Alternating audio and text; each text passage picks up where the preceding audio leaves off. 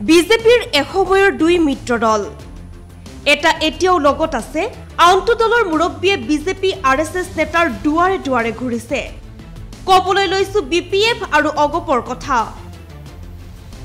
এদিন অগপৰো অৱস্থা বিপিএফৰ দৰেই হ'ব নেকি শেষ হৈ যাব নেকি আঞ্চলিকতাবাদী দলটো প্ৰথম অৱস্থাত বিজেপিয়ে অসমত সোমাবৰ বাবে লগ লৈছিল বিপিএফ আৰু অগপৰ পিছে এতিয়া বিজেপিয়ে অসমত খুপনি পুতিলে দুবাৰকৈ দখল কৰিলে ৰাজপাট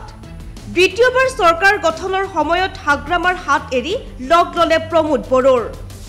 এইবাৰ যেন অগপৰ পাল সমাগত লোকসভা নিৰ্বাচনত পূৰ্বতকৈ কম আসনত নিৰ্বাচনত প্ৰতিদ্বন্দ্বিতা কৰিবলৈ দিব অগপৰ দলক এইবাৰ অগপই এৰিব লাগিব কলিয়াবৰ সমষ্টি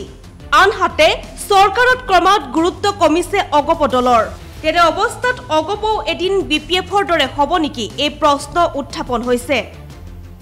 উপজি দুবাৰকৈ চৰকাৰ গঠন কৰিছিলে অগপ দলে কিন্তু দলটোৱে ক্ৰমাৎ হেৰুৱালে ৰাইজৰ মৰম ৰাইজৰ বিশ্বাস বিজেপিৰ হৈতেও দুবাৰকৈ চৰকাৰত থাকিল অগপ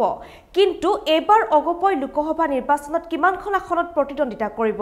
তাৰ বাবে এতিয়া মুখ মেলি চাবলগীয়া হৈছে বিজেপি দললৈ আৰু ইয়াৰ লগে লগে প্ৰাগ ফকাছৰ পৰা মই ৰিম্পিয়ে বিদায় লৈছো আপোনালোকে অধিক বাতৰিৰ বাবে চাই থাকিব প্ৰাগ নিউজ ডিজিটেল